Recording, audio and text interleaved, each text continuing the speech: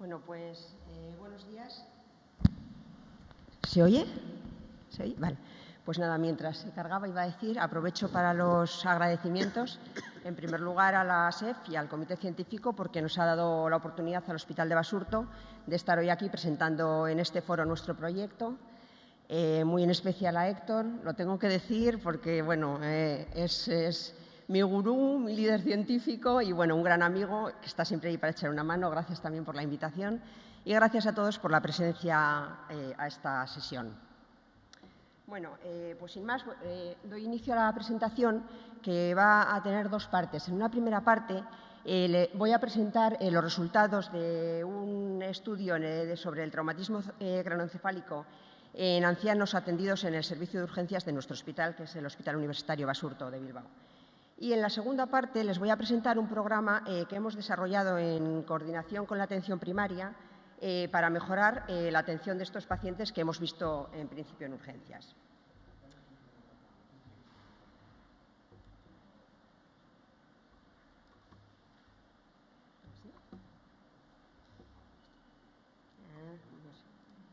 Vale. Bueno, pues para contextualizar iba a situar un poco cómo nos surgió la idea de hacer este estudio. Bueno, yo hace ahora aproximadamente 2 años que estoy ya de forma regular y estoy, yo creo que integrada de pleno en el servicio de urgencias. Bajo allí cada mañana y cuando ya adquirí una rutina de trabajo y empecé a revisar cada día los tratamientos de los pacientes que estaban en la observación o en la corta estancia, bueno, pues uno se encuentra lo que se espera encontrar, ¿no? Principalmente, pues revisas, pues hay insuficiencia cardíaca, hay diabetes, hay EPOC, hay fibrilación auricular, pero lo sorprendente es que cada día se presentan de una manera diferente. Unas veces los pacientes son jóvenes, otras adultos, unas veces son debuts, otras veces son descompensaciones, pero casi desde el principio me llamaba la atención que había un grupo de pacientes que eran idénticos, que estaban en nuestra sala de observación y todos los días era lo mismo, cambiaba su nombre y apellidos, pero el patrón era el mismo, eran pacientes que venían porque habían sufrido un TCE, en su mayoría venían al área de urgencias quirúrgico-traumatológicas del hospital, la mayoría eran pacientes ancianos, la mayoría estaban polimedicados, el TCE en la mayoría se había producido por una caída y luego muchos de ellos estaban antiagregados y anticoagulados, con lo que esto suponía de añadir morbilidad a la patología y de complicar el manejo. Bueno, y por ser el patrón tan igual, pensamos que a lo mejor podíamos revisar un poco el proceso por si en alguno de los puntos lo podíamos mejorar. Bueno, echamos manos de la literatura y ¿qué encontramos? Pues lo primero, que tal y como esperábamos, el TCE, entendido como un impacto violento en la zona facial o craneal, pues es un motivo frecuente de consulta en urgencias y en los pacientes mayores especialmente añade morbilidad y conlleva hospitalización. En cuanto a las causas, pues varían en función del grupo de edad. En los jóvenes son los accidentes y en los ancianos efectivamente son las caídas. Respecto a la epidemiología, pues no hay un registro nacional de TCEs, pero se estima que se producen unos 200 casos por cada 100.000 habitantes año y de ellos el 90% requieren atención médica. Y luego ya, referido a los factores de riesgo, pues se clasifican en la bibliografía, los clasifican en 3 categorías. Habría unos factores de riesgo biológicos que tendrían que ver pues, con el envejecimiento fisiológico, o sea, factores que aumentan el riesgo de la caída y, por ende, del TCE asociado a la caída, como pues, la pérdida de visión o el enlentecimiento de la marcha, cosas asociadas a la edad. Habría unos factores ambientales que tendrían que ver pues, con el nivel de luz, con las barreras arquitectónicas. Y luego habría un tercer grupo de factores de riesgo para esta patología, que serían factores médicos, y estos incluyen, además de determinadas patologías, pues como el deterioro cognitivo, como enfermedades osteoarticulares, como el Parkinson, que aumentan el riesgo. Pues en este grupo de factores médicos incluiría la polifarmacia por sí misma y el uso de determinados medicamentos. Y este es en el ámbito de factores de riesgo donde se podría incidir. Bueno, y en cuanto a la relevancia sociosanitaria, pues está súper descrito. Las caídas en sí mismas ya son un problema de salud pública. Lo que suponen en dinero está, pues en datos recientes del Sistema Británico de Salud, me parece que cuantificaron en 2013 como unos 2,3 billones de libras, y ya del TCE, o sea, más concretamente del TCE asociado a caídas, hay menos estudios, pero también hemos encontrado algunos datos. En USA, en 2012, cuantificaron 140.000 consultas en urgencias, unas 80.000 hospitalizaciones y unas 15.000 muertes. Bueno, pensábamos que teníamos base suficiente para echar a andar y diseñamos nuestro estudio, que en principio lo que pretendíamos era esta idea que era una percepción, queríamos cuantificar realmente los TCEs en pacientes mayores de 75 que acudían al área QTR de urgencias durante el año 2014. Queríamos conocer las causas, las consecuencias, el manejo clínico, lo que nos costaban y queríamos conocer los factores de riesgo y especialmente nos íbamos a centrar en los asociados a la medicación porque es en los que podríamos incidir dentro de una estrategia global si podíamos hacer algo y ya desde el inicio del estudio pensábamos que si aquí algo podíamos hacer tendríamos que pensar en una estrategia en combinación con la atención primaria. Bueno, creamos nuestro equipo, la tengo que poner porque estoy súper orgullosa, porque es bueno, no sé si es la primera, pero es un trabajo que liderado, bueno, o por lo menos ideado por la urgencia, han participado pues 5 urgenciólogos, 2 del área de trauma y 3 del área de medicina, jefe de servicio de urgencias, un epidemiólogo, un compañero de la unidad de investigación dando un poco apoyo metodológico al estudio y 2 farmacéuticas de hospital. Bueno, trabajando pues en principio con muchas reuniones y luego pues las herramientas que veis. Este fue nuestro cronograma de trabajo. Revisábamos el 2014, empezamos en enero del 2015 y el informe definitivo lo hemos tenido en marzo de este año, de 2016.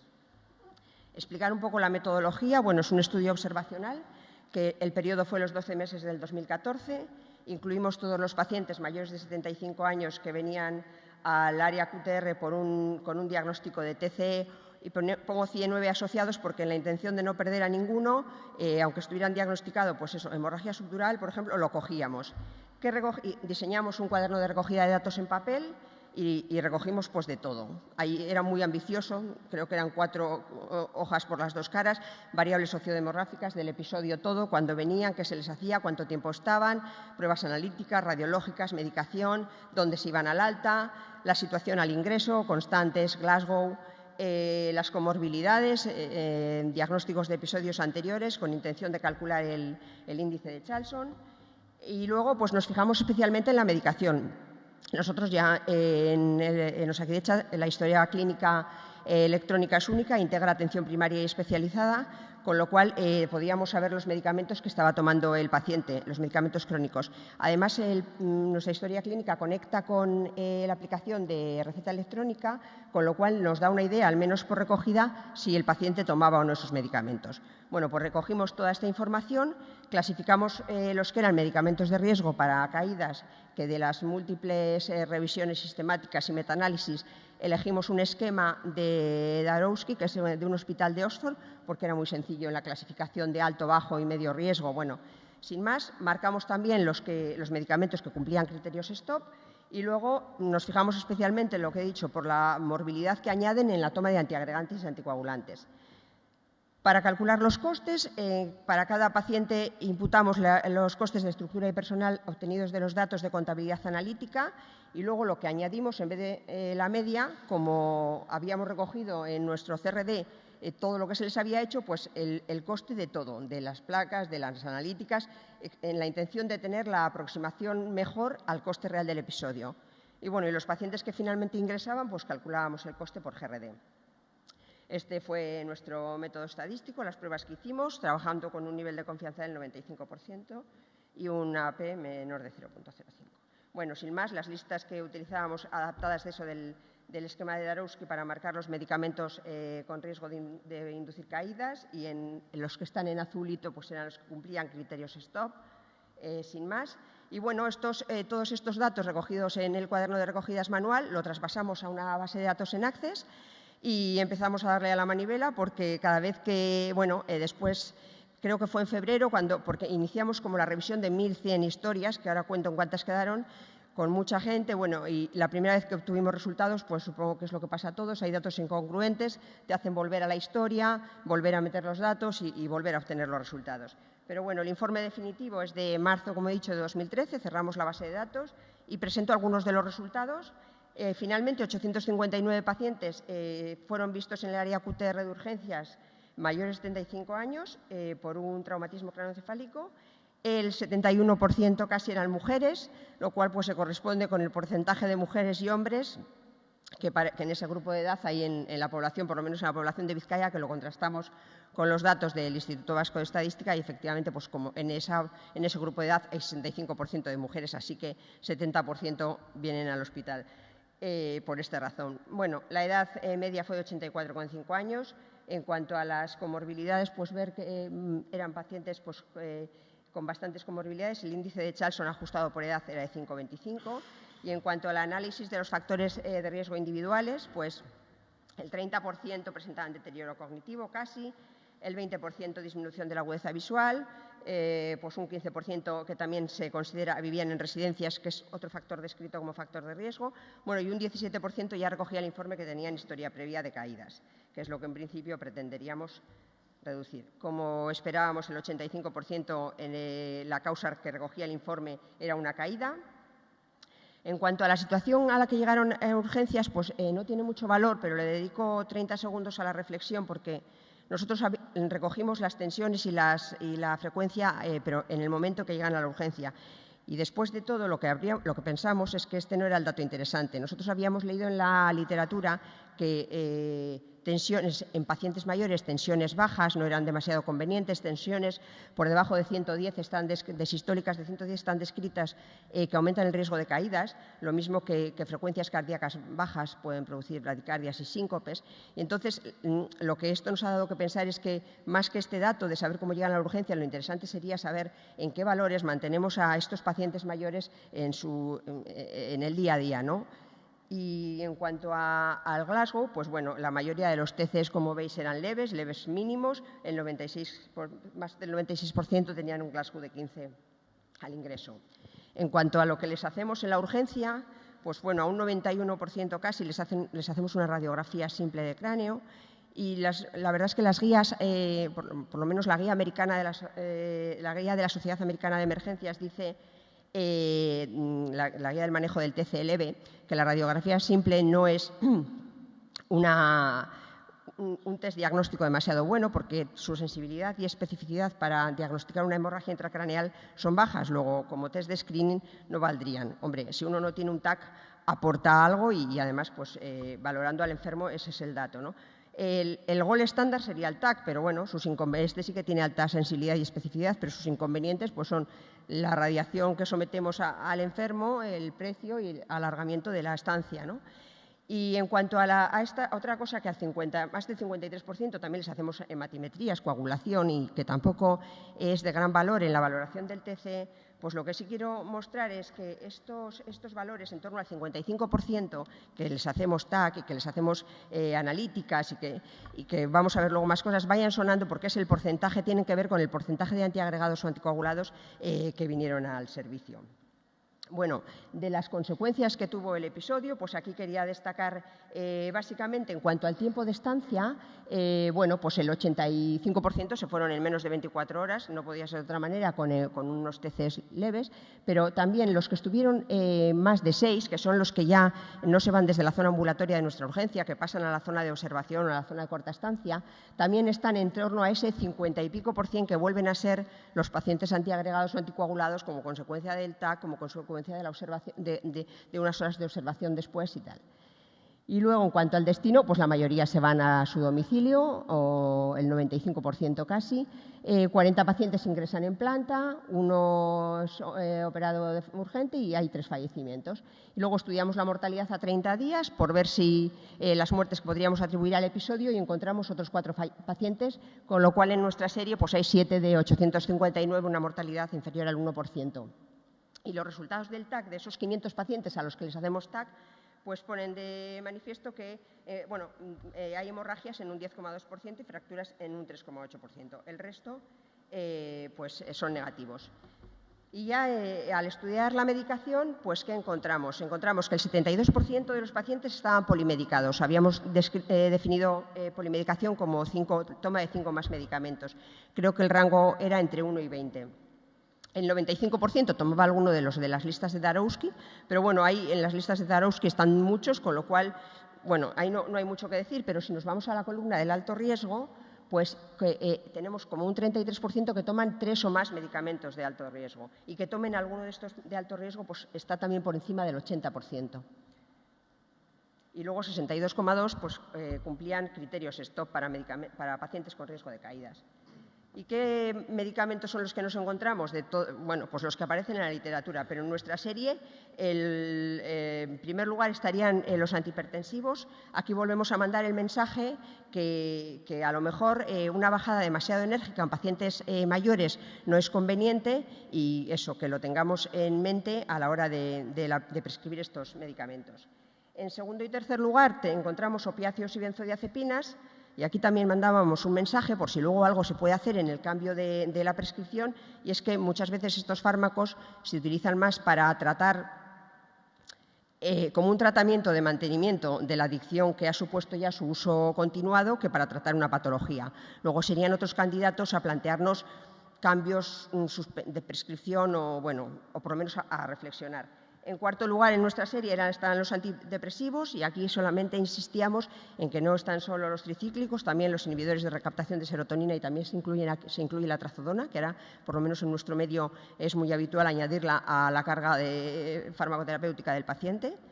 Y en quinto lugar, en nuestra serie están los diuréticos, que el mecanismo por el que aumentan el riesgo de caídas hay muchos y controvertidos, pues depleción de volumen, disminución del flujo tisular, pero lo que sí queríamos hacer una reflexión sencilla es que los diuréticos aumentan la frecuencia de micción, aumentan la deambulación, y hay descrito en bastantes series hasta un 41% de caídas en el momento de ir al baño. Luego sería otro punto para considerar. Paso esto porque hacemos TAC especialmente a los agregados anticoagulados. Nos encontramos alguna sorpresa que será motivo de un estudio posterior. Esto igual sí merece un segundo. Analizamos la relación entre los TACs que encontramos con resultado hemorrágico y la toma de anticoagulantes o antiagregantes. Y como era de esperar, la relación es positiva. De los 51 hemorragias, creo, el 85% eran en pacientes que estaban tomando estos fármacos. De hecho, la frecuencia de hemorragias tomando anticoagulantes antiagregantes en esos pacientes fue del 8,98% frente al 2,54% en los pacientes que no la tomaban. Con esa odds ratio, o sea, con un nivel con una diferencia estadísticamente significativa, una P menor de 0,05. Cuando distinguimos los dos grupos, pues la diferencia se mantiene, aunque en el grupo de antiagregantes sí que es mayor la frecuencia de hemorragias en los que les toman, pero no llegamos a alcanzar la significación estadística. El análisis de costes, sin más, el total de los episodios nos costaron más de €500.000, de los cuales el 47% se los llevaron los pacientes que ingresaron en plantas de hospitalización. Y aquí la única cosa para contar más que las cifras es que cuando calculamos el coste medio de estos pacientes, tanto si la urgencia ingresaba como si no, era un 20% mayor que el coste medio de cualquier paciente en urgencias. O sea, el TCE nos costaba 20% más que cualquier otro paciente, que la media de los pacientes en urgencias, lo cual pues nosotros le seguíamos atribuyendo a las pruebas de imagen.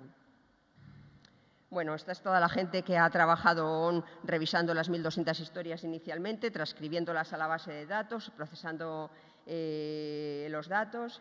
Pero sin más, quería dar solamente una primera conclusión para enganchar con el programa que hemos puesto en marcha. La primera sería que efectivamente el TCE asociado a las caídas en ancianos es un motivo frecuente de consulta en los servicios de urgencia, y algunos datos son estos. Nuestra urgencia en el año 2014, nuestro servicio atendió 124.000 urgencias, de las cuales 21.000 fueron mayores de 75, y de esos 6.200, los picos me voy, pero las vio QTR, y de esos ya el TCE representa un 13,3%, o sea que no es una patología nada desdeñable.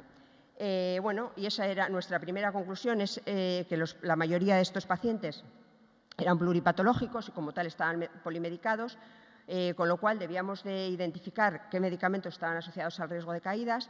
Podíamos revisar todo el tratamiento crónico y proponer cambios por medicamentos más seguros, si podía ser, o suspenderlos, por supuesto, y eso siempre sin perjuicio de que el paciente reciba su mejor tratamiento. y que todo esto lo deberíamos de hacer, no era la urgencia el ámbito para hacerlo, que debíamos de diseñar una estrategia combinada con primaria. Bueno, y así arranca nuestro programa, que os paso a contar en 5 minutos.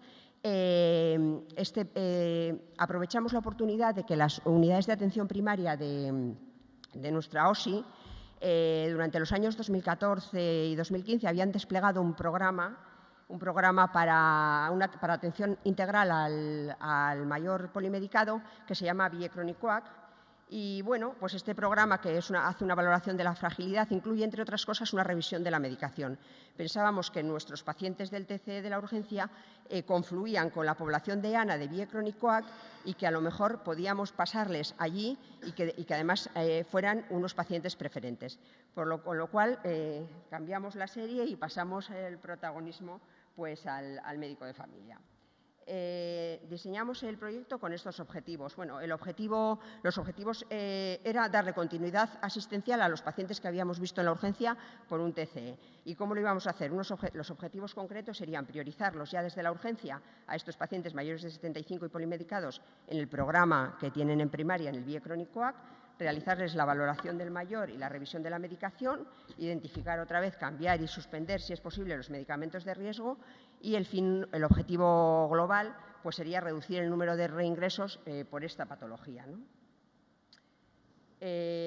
Bueno, esto, como os he dicho, la base de datos cerramos en febrero, informe definitivo en marzo de este año. Empezamos a pensar en esto, a hablar con primaria y todo esto pues, se hizo durante los meses de abril. Y ya en mayo, la verdad es que hemos tenido mucho apoyo en todo momento con la idea, en mayo hacemos una presentación a los jefes de las unidades de atención primaria pues para concienciarles de la magnitud del problema y para pedirles colaboración y para que conozcan los datos. Diseñamos este circuito de derivación, como los vamos a mandar desde la urgencia a atención primaria. La dirección médica y la dirección de enfermería nos apoyan difundiendo pues, correo electrónico y hacen las reuniones con quien consideran que puede estar implicado y tener algo que ver en el proyecto y además pues, nos hacen un apoyo informático para que desde la urgencia podamos ya hacer las citas y para que luego también podamos rescatar a los pacientes que se han citado para explotar los resultados y evaluar el programa. Bueno, pues la reunión con los WAPs me parece que fue a finales de mayo, los arreglillos informáticos para poder hacer las citas fueron en junio y el programa, con todo nuestro valor, lo echamos a arrancar el 1 de julio, con todas las dificultades que a pesar era pleno verano, pero teníamos a la gente motivada, informada, concienciada y aunque perdiéramos muchos y no era un momento para nada óptimo, pues decidimos que no lo dejábamos para después del verano, que ya iríamos corrigiendo, insistiendo y mejorando. Bueno, y el 1 de julio empezamos a andar, más o menos como lo estamos haciendo. La farmacéutica de urgencias, que en este caso soy yo, en la tarea, en la rutina diaria y en la revisión de todos los días del tratamiento, colabora en la identificación de los casos. Cuando veo el TCE con medicamentos de riesgo candidato, pues voy a hablar con el urgenciólogo y le recuerdo que sería un candidato a meterlo en Biecronicoac, que pida la cita cuando se vaya de alta si lo considera, etcétera. El urgenciólogo es el que hace la cita y es el que además entrega en el momento del alta una hoja de recomendaciones al paciente, una hoja que ya daban siempre de recomendaciones al paciente al alta del TC, pero que donde se ha añadido una frase un poco ambigua que dice que pudiera ser o algo así que le llamen de su centro de salud por su situación clínica, bueno, una cosa así donde ya se le advierte que puede ser que le llamen a revisión. Y luego ya desde la propia Secretaría de Admisión de Urgencias se da la cita en la agenda de la enfermería de atención primaria. ¿Y luego qué es lo que hacen en atención primaria? Pues en atención primaria lo primero es una revisión no presencial de médico y enfermera cuando les llega esa cita. Todo esto creo que es como en menos de 48 horas lo que hemos ajustado para que los citen. Y entonces revisan el episodio del TCE y revisan la medicación. Pudiera ser que el paciente era ya un paciente que había estado en Biecronicoac y que, aunque por mucho TCE, no merezca otra revisión de la medicación. Pero si esto no es así y la merece, pues entonces ya pasa una cita presencial primero con la enfermería, donde hacen la valoración del mayor y la valoración del uso de la medicación con el método de la bolsa marrón, y posteriormente una cita con el médico, que ya será quien haga conciliación, cambios en los medicamentos de riesgo por otros más seguros si se pudiera y de prescripción Bueno, y en todo caso, si lo consideran necesario, pues programan unas citas de seguimiento. Como os he dicho, pues estamos en fase de validar el circuito, porque acabo ya mismo.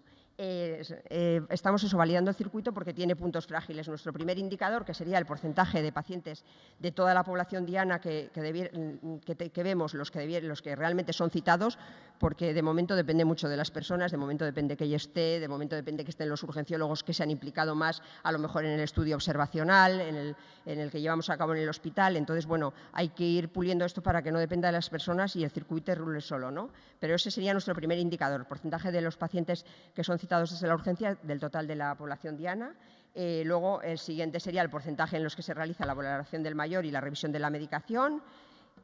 También querríamos evaluar cuántos cambios en las prescripciones de los medicamentos con riesgo de caída se hacen y, finalmente, cuántos reingresan por la misma patología, por un TCE asociado a una caída, al mes 6 y 12 meses. Y nada, esta es mi última diapositiva, solamente para decir que con un poco de esfuerzo y entusiasmo, pues la coordinación entre los niveles asistenciales es posible y que con ganas pues vamos todos al mismo paso, ¿no? Y no puedo presentar los resultados, a ver si tengo ocasión en otro momento, pero tengo que volver aquí, en esta parte, a agradecer a la gente que está trabajando, al equipo QTR de urgencias, a informática del hospital, a las farmacéuticas de primaria, a los jefes de urgencias y de farmacia por su apoyo y a las direcciones también por creer en el proyecto. Y nada más, a vuestra disposición para preguntas.